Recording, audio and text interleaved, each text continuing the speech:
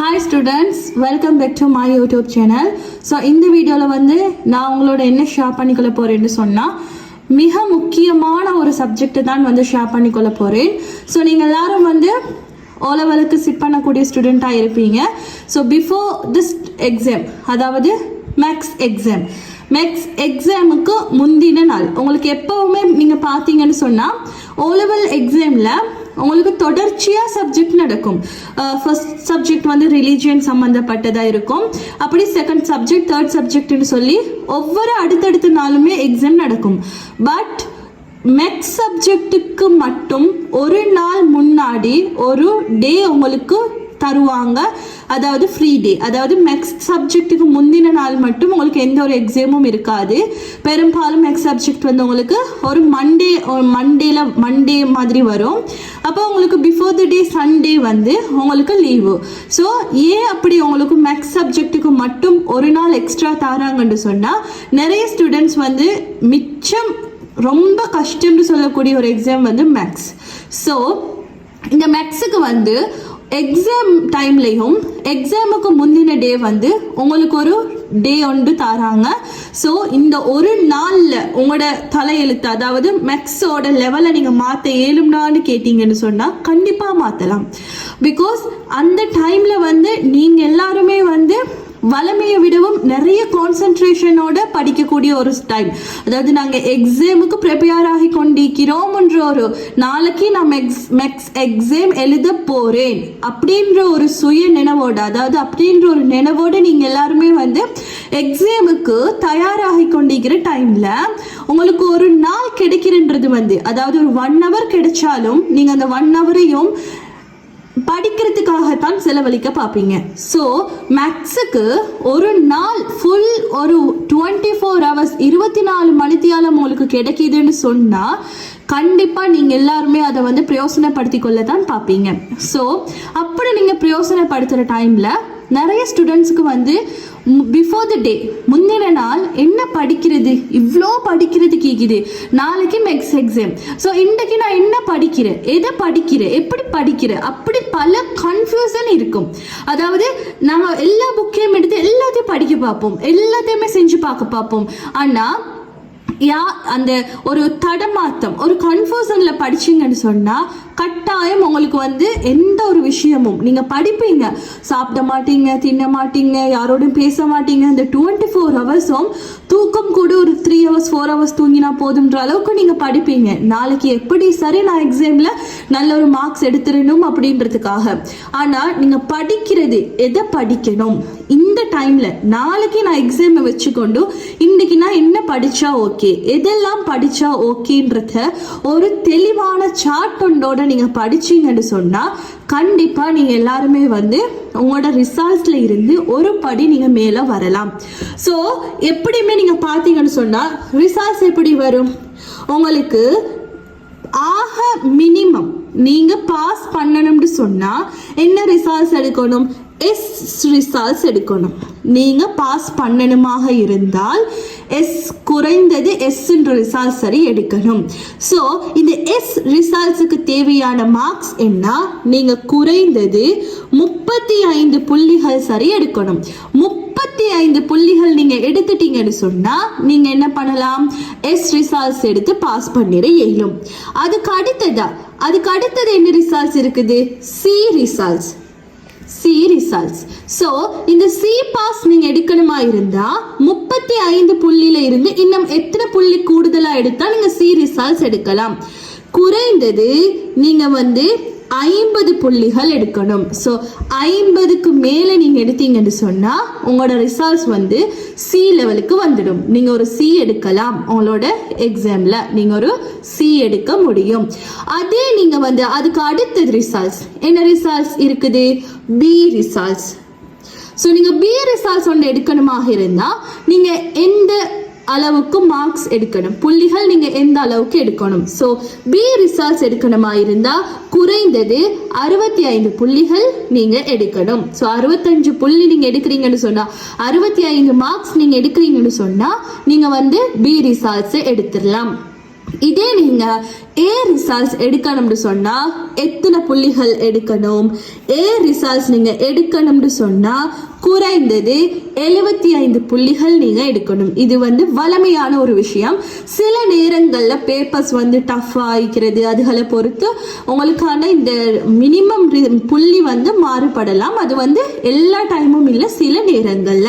So வலிமையா நாங்க பார்த்தோம்னு சொன்னா நீங்க குறைந்தது பாஸ் பண்ண வேணும்னு சொன்னா எந்த சப்ஜெக்டும் தான், ஒன்லி மேக்ஸ் மட்டும் இல்லை, நீங்க சிட் பண்ணக்கூடிய 9 பாடங்கள்லயும் நீங்க அட்லீஸ்ட் நான் பாஸ் ஆவினா போதும்னு நினைக்கிறவங்க நீங்க குறைந்தது 35 புள்ளிகள் எடுக்கணும். 35 புள்ளிகள்.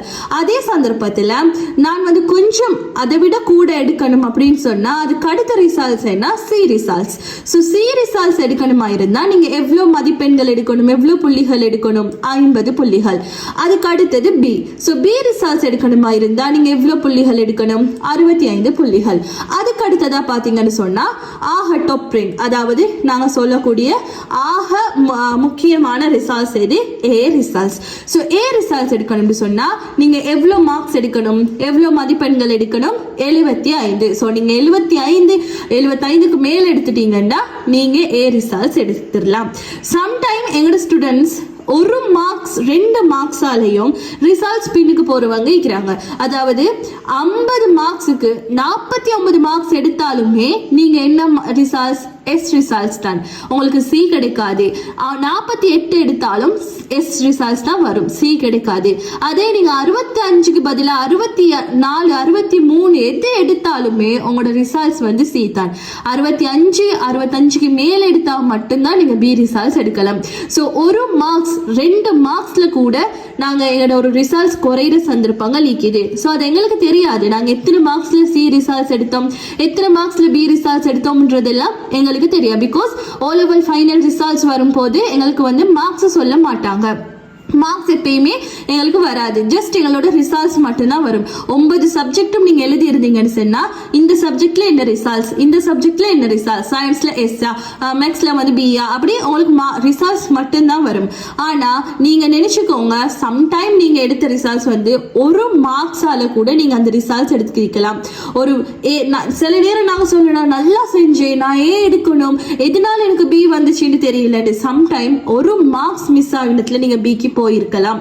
சோ கண்டிப்பா நிதானமா படிங்க. நீங்க ஒவ்வொரு கொஸ்டினும், ஒவ்வொரு கணக்கும், ஒவ்வொரு சப்ஜெக்டையும் பொறுத்தவரையில ஒவ்வொரு கேள்வியையுமே நிதானமா நீங்க ட்ரை பண்ணுங்க. பிகாஸ் ஒரு மார்க்ஸ் உங்களுக்கு உங்களோட ஃபியூச்சரை, உங்களோட அந்த எக்ஸாமோட ரிசல்ட்ஸை மாற்றக்கூடியது. ஒவ்வொரு விஷயமும், ஒவ்வொரு மார்க்ஸுமே உங்களுக்கு முக்கியம். ஒரு மார்க்ஸ்ல கூட உங்களோட தலையெழுத்து மாறலாம், உங்களோட ரிசல்ட்ஸ் மாறலாம். ஸோ கண்டிப்பா மேக்ஸை பொறுத்த வரைக்கும் ரொம்ப ஈஸியான ஒரு சப்ஜெக்ட். ஆனா எங்களோட ஸ்டூடெண்ட்ஸ் நிறைய பேர் கஷ்டம்னு நினைக்கக்கூடிய ஒரு சப்ஜெக்ட் மேக்ஸ் தான். அதனால தான் கவர்மெண்ட்டும் என்ன செய்யறாங்க, ஒரு நாள் 24 hours கொடுக்குறாங்க. ஓகே, இந்த கடைசி இந்த ஒரு நாள்ல சரி நீங்க படிச்சு ஒரு நல்ல ரிசல்ட்ஸ் எடுத்து காட்டுங்க அப்படின்ற மாதிரிக்கு உங்களுக்கு டைம் தாராங்க. ஸோ இந்த டைமை நீங்க எப்படி யூஸ் பண்ணி கொள்றது? இன்றைக்கு நான் இந்த டாபிக்ல ஆகவுமே பேசிக்ல இருக்கக்கூடிய ஸ்டூடெண்ட்ஸுக்கு தான் நான் இது மிச்சமுமே பிரயோசனமா இந்த வீடியோ இருக்கும்.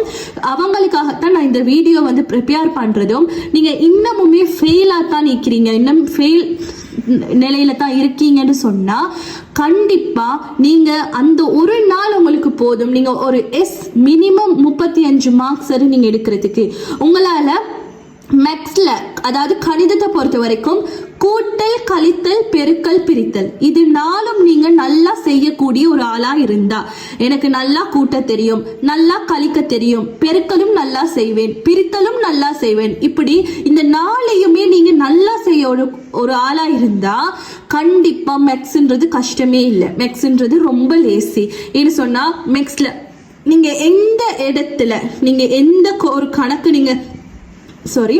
எந்த ஒரு கணக்கு நீங்க செய்யறதா இருந்தாலும் அந்த இடத்துல நீங்க ஒன்று கூட்டல் செய்வீங்க, இல்ல கழித்தல், இல்ல பெருக்கல், இல்ல பிரித்தல். ஃபைனலா நீங்க செய்ய போறது அதைத்தான். ஸோ இந்த நாளும் உங்களுக்கு நல்லா இயலும். நான் நல்லா கூட்டுவேன், கழிப்பேன், பெருக்குவேன், பிரிப்பேன் சொன்னா யாருக்கும் மேக்ஸ்ன்றது கஷ்டம் கிடையாது, எல்லாருக்குமே ஈஸி. அதனால மேக்ஸ்ல நீங்க இந்த நாளையும் நல்லா செய்யக்கூடிய ஒரு ஆளா இருந்து உங்களுக்கு இன்னமுமே மேக்ஸ்ல ஃபெயில் ரிசல்ட்ஸ்ல தான் இருக்கீங்கன்னு சொன்னா இந்த கடைசி ஒரு நாள் நான் சொல்லக்கூடிய விஷயங்களை நீங்க தெளிவா கவனிச்சு தெளிவா மைண்டுக்கு எடுத்து படிச்சு பாருங்க. நிச்சயமா நீங்க நல்ல ஒரு ரிசல்ட்ஸ் எடுக்கலாம். குறைந்தது ஒரு எஸ் ரிசல்ட் சரி நீங்க எடுக்கலாம். ஸோ உங்களுக்காக இன்னும் கொஞ்சம் நாட்கள் இருக்குது. ஸோ இந்த நாட்களை நீங்க சரியா பயன்படுத்தினீங்கன்னு சொன்னா நீங்க நினைச்சிட்டு இருந்ததை விட உங்களோட வாழ்க்கையை உங்களோட தலையெழுத்தை மாற்ற முடியும். ஸோ நாங்க எடுக்கிற டிசிஷன்ல நாங்க எடுக்கிற முடிவுல தான் எங்களோட தலையெழுத்து மாறும்.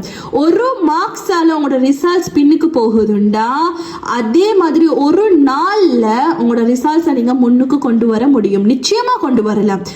உங்ககிட்ட யாராவது நீங்க சரியா படிக்கல, உங்களுக்கு மேக்ஸ் வராது, உங்களுக்கு சயின்ஸ் வராது, உங்களுக்கு தமிழ் வராது, நீங்க படிக்கவே மாட்டீங்க, உன்னால படிக்க இயலா, உன்னால பாஸ் பண்ண இயலாது அப்படின்னு யாராவது உங்கள்கிட்ட சொன்னா நீங்க அதை கேட்காதீங்க. பிகாஸ் உங்களுக்கு ஏழுமா இயலாதான்றது உங்களுக்கு மட்டும்தான் தெரியும்.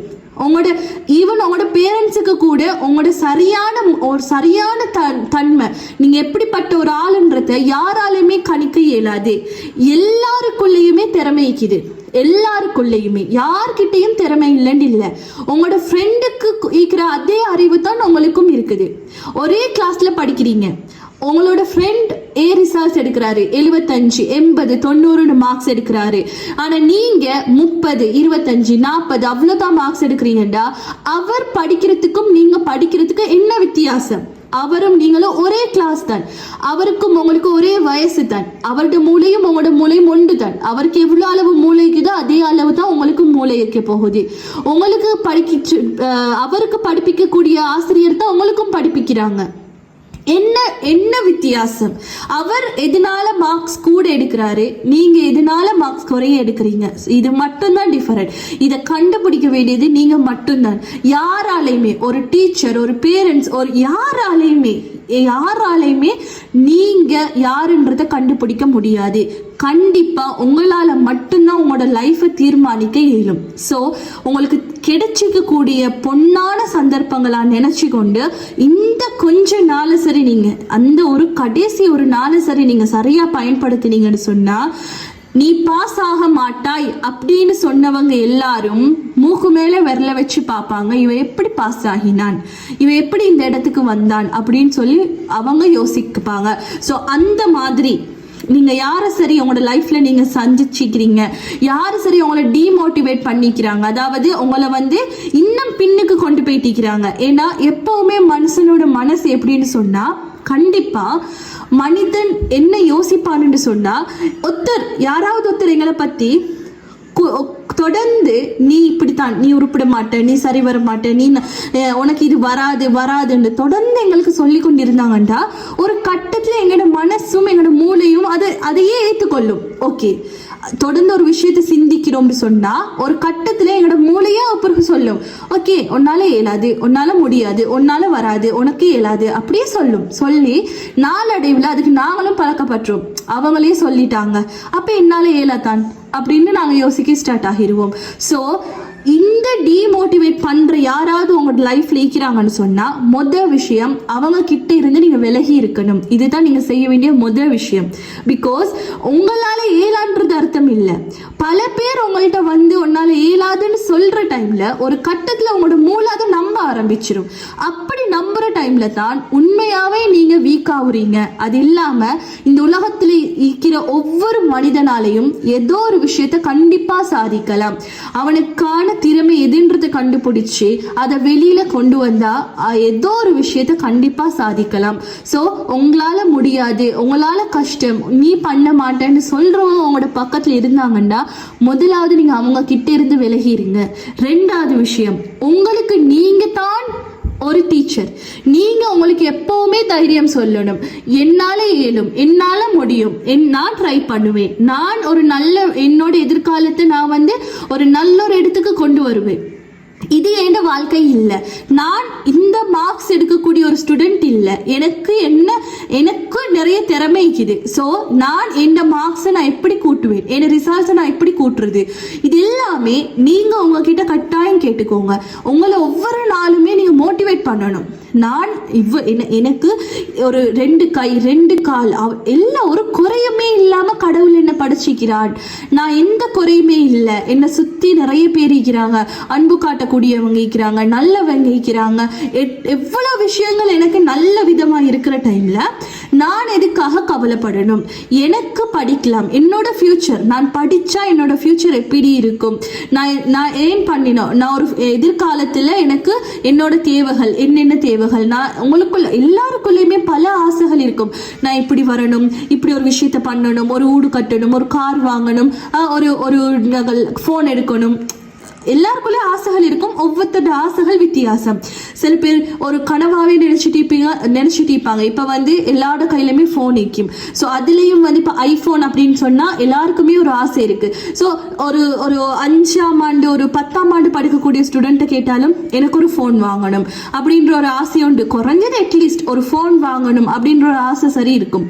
ஒரு வீடு கட்டணும், ஒரு கார் வாங்கணும், என்ன பெத்தவங்களை நல்லா பார்த்து கொள்ளணும், சம்பாதிக்கணும், இப்படி நிறைய கனவுகள்.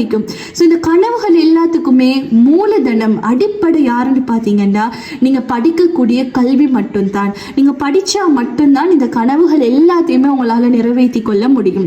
ஸோ இன்றைக்கு உங்களை டிமோட்டிவேட் பண்றாக்கள், நீ எதுக்குமே சரி வர மாட்டான்னு சொல்றாக்கள், நீங்க அந்த எல்லாத்தையுமே உடைச்சி தகர் தெரிஞ்சு நீங்க முன்னாடி நின்று காட்டுற டைம்ல உங்களுக்கு கீழே நான் அப்பவே சொன்னேன் பாத்தியா, நீ இதெல்லாம் சக்சஸ் பண்ணிடுவாய், நீ இப்படி வருவாய்னு நான் அப்பவே சொன்னேன் பாத்தியா மாத்தி பேசுவாங்க. சோ எங்களோடு இருக்கக்கூடிய யாருமே மனிதர்களை நம்ப கூடாது. ஏன்னா நல்லா இருக்கிற டைம்ல சம்டைம்ல ஒரு பொறாமலையும் எங்களை பத்தி தப்பா பேசுவாங்க, இல்ல அவங்கள விட நாங்க வளர்ந்துட கூடாதுன்ற ஒரு எண்ணத்திலையும் தப்பா பேசுவாங்க. ஒரு சிலர் மட்டும்தான் எங்களுக்காக உண்மையா இருக்கிறவங்களா இருப்பாங்க. சோ எங்களுக்கு யாரு எங்களோட உண்மையா இருக்கிறாங்கன்றத கண்டுபிடிச்சா மட்டும்தான் எங்களால அவங்க கிட்ட இருந்து உண்மையானவங்க கிட்ட பழகவும் அதே சந்தர்ப்பத்தில் உண்மை இல்லாதவங்க கிட்ட இருந்து விலகிக்கொள்ளவும் முடியும். ஸோ இது எல்லாராலையும் கஷ்டம். எங்களோட பழகிற டைம்ல ஒரு மனுஷனை பத்தி யாராலையுமே உங்களை பத்தி இன்னொருத்தரால எப்படி 100க்கு 100 ஜட்ஜ்மெண்ட் பண்ண முடியாதோ அது மாதிரி உங்க கூட பழகிற ஒரு நண்பனா இருந்தா கூட அவனை பத்தி உங்களால 100க்கு 100 அவனோட மனசு எப்படிப்பட்டதுன்னு உங்களால அறிஞ்சு கொள்ள முடியாது. ஸோ உங்களோட உண்மையா பழகிறானா, எதுக்காக பழகிறான், என்ன மோட்டிவ்ல பழகிறான், ஃபியூச்சர்ல அவன் எப்படி இருப்பான், இதே மாதிரி என்னோட இருப்பானா, இல்லைன்னு சொன்னா எனக்கிட்ட என்ன தேவைக்காக பழகிறான், எதுவுமே 100க்கு 100 உங்களால அறிஞ்சு கொள்ள முடியாது. அதுக்கான ஒரு சந்தர்ப்பம் வார டைம்ல தான் ஒவ்வொரு மனிதண்டையுமே உண்மையான குணங்கள் வெளியில வரும். சோ நீங்க யார் பேசுறதையும் கேட்காம என்னால இயலும், நான் படிப்பேன், நான் முன்னுக்கு வருவேன், என்னோட லட்சியங்களை நிறைவேற்றுறதுக்கு நான் படிக்கிறது கட்டாயம் முக்கியம். நீங்க யார் பேசுறதையும் கேட்காம உங்களோட மைண்டுக்கு நீங்க பாசிட்டிவாவே சொல்லி கொண்டிருந்தீங்கன்னு சொன்னா கண்டிப்பா நீங்க லைஃப்ல ஒரு நல்ல ஒரு இடத்துக்கு வரலாம். யாராலையுமே அதை தடுக்க முடியாது, கண்டிப்பா யாராலையுமே தடுக்க முடியாது. சோ ஒரே ஒரு நாள் உங்களுக்கு கடைசியா ஒரு பொன்னான சந்தர்ப்பமா கிடைக்குதுன்னு சொன்னா இந்த நாளை நீங்க ரொம்ப யூஸ்ஃபுல்லா உங்களால எவ்வளோ முடியுமோ அவ்வளோ நீங்க யூஸ்ஃபுல்லா பயன்படுத்துனீங்கன்னு சொன்னா கண்டிப்பா நீங்க சக்சஸ் ஆகலாம். ஒரு சி லெவல்ல இருக்கிற ஸ்டூடெண்டா நீங்க சரியா அந்த ஒரு நாளை நீங்க யூஸ் பண்ணினீங்கன்னா நீங்க ஏ லெவலுக்கு வரலாம். மேக்ஸ்ன்றது அவ்வளோ கஷ்டமான ஒரு விஷயம் இல்லை. நீங்க மனப்பாடமாக்கணும், அதை நிறைய எழுதணும், இப்படி எல்லாம் இல்லை. சின்ன சின்ன கணக்குகள் தான். நீங்க சரியா செஞ்சிட்டீங்கன்னு சொன்னா நீங்க தான் சக்சஸ். நீங்க அதை எப்படி செய்யறது, இதுக்குள்ள என்ன ட்ரிக்ஸ் இருக்குது, இதைத்தான் நீங்க யோசிக்கணும். ஸோ சின்ன சின்ன ட்ரிக்ஸ், சின்ன சின்ன விஷயங்கள் நிறைய மேக்ஸுக்குள்ள ஒளிஞ்சிட்டு இருக்குது. உங்களுக்கு மேக்ஸ் பேப்பர்ன்றது கஷ்டமே இல்லை. மற்ற 8 சப்ஜெக்டோடையும் ஒப்பிடுற டைம்ல மேக்ஸ்ன்றது ரொம்ப சிம்பிள். இதை நீங்க எப்ப அது சிம்பிள்னு ஃபீல் பண்றீங்களோ அப்ப நீங்க யோசிப்பீங்க, சே இவ்வளோ லேசான ஒரு சப்ஜெக்டையா நான் கஷ்டம்னு நினைச்சிட்டு இருந்தேன், இவ்வளோ லேசாகிக்குதேன்னு நீங்க யோசிப்பீங்க. ஸோ மேக்ஸையும் எல்லாருமே வந்து நாங்கள் எங்களோட மைண்டுக்குள்ள மேக்ஸுண்டா கஷ்டம், மேக்ஸுண்டா லேஸ் இல்லை, மேக்ஸுண்டா படிக்கிறது கஷ்டம், அது இப்படி கணக்கு செய்யணும், அவ்வளோ செய்யணும், இவ்வளோ செய்யணும் அப்படின்னு மேக்ஸை வந்து ஒரு பெரிய ஒரு பயங்கரவாதி கூட்டம் மாதிரி நாங்கள் பார்க்குறோம். அதனால தான் உண்மையாகவே எல்லாருக்கும் மேக்ஸ் கஷ்டமாயிக்குது. அதே நாங்கள் மேக்ஸுன்றது சிம்பிள், இவ்வளோ சின்ன வேலை தான். ஒரு சயின்ஸ் எடுத்தீங்கன்னு சொன்னால் நிறைய பாடமாக்கணும், நிறைய எழுதணும். ஒரு மேக்ஸ் ஒரு தமிழ் எடுத்தீங்கன்னா கட்டுரைன்ற பேர்லேயே நீங்கள் எத்தனை தாளுக்கு பக்கமாக எழுதணும், எவ்வளோ உங்களோட மைண்டுக்குள்ளே வச்சிருக்கணும் அந்த கட்டுரையோட எழுதுறதுக்கு நீங்கள். ஆனால் மேக்ஸில் ஒரு குறைஞ்சது ஒரு 3 வரி தான். ஒரு வரியில சமன்பாடு, அடுத்த வரியில அதை விரிச்சு எழுதுறது, அடுத்த வரியில அதுக்கான ஆன்சர் எழுதுறது. எவ்வளோ பெரிய கேள்வியா இருந்தாலும் குறைஞ்சது ஒரு 3-4 வரிக்குள்ள உங்களோட ஆன்சர் முடிஞ்சிடும். ஸோ சிம்பிளான ஒரு சப்ஜெக்ட் மேக்ஸ். அதை எப்போ நீங்க ஃபீல் பண்றீங்களோ அப்பதான் நீங்க மேக்ஸ்ல வந்து டாப்பரா வர இயலும். ஸோ கண்டிப்பா அதுக்கு நீங்க என்ன பண்ணணும்னு சொன்னா முயற்சி பண்ணணும், நிறைய பயிற்சி செய்யணும், நிறைய பயிற்சி செய்யணும். மேக்ஸ் வந்து கண்ணால பார்த்து ஆன்சர் எழுதுற சப்ஜெக்ட் இல்லை. நிறைய நீங்க உங்களோட கையால எழுதி பார்க்கணும், நிறைய கணக்குகளை செஞ்சு பார்க்கணும். பிரித்தல், பெருக்கல், கூட்டல், கழித்தல், இப்படி நிறைய டைப்ல வரும். 4 விஷயம் தான், பிரித்தல், பெருக்கல், கூட்டல், கழித்தல் தான். பட் அந்த 4மே ஒவ்வொன்றுலையுமே ஒவ்வொரு வித்தியாசமான மெத்தட்ல இருக்கும். ஸோ நீங்க எல்லாம் ட்ரை பண்ணி பார்க்கணும். இப்படி கேள்வி வந்தா நான் இதுக்கு எப்படி ஆன்சர் பண்றேன், அப்படி கேள்வி வந்தா எப்படி ஆன்சர் பண்றேன். ஸோ உங்களோட பேப்பருக்கு என்ன கொஸ்டின் வரப்போகுதுன்றத நீங்க அனலைஸ் பண்ணணுமா இருந்தா முன்னாடி உள்ள பாஸ் பேப்பர்ஸை நீங்க கட்டாயம் செஞ்சு பார்க்கணும். செஞ்சு பார்க்கறதுனால மட்டும் தான் உங்களோட பேப்பர் உங்களுக்கு ஈஸி ஆகும். ஏன்னு சொன்னா மேக்ஸ்ல வந்து குறிப்பிட்ட அளவு தான், ஒரு அளவுக்கு தான் எங்களால யோசிச்சு கேள்வி எடுக்க முடியும்.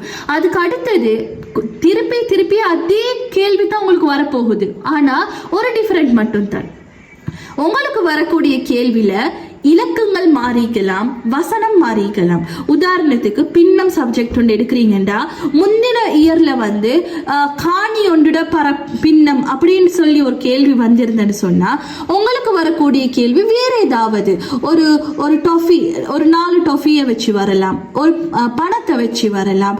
ஏதாவது வசனம் மாறும்.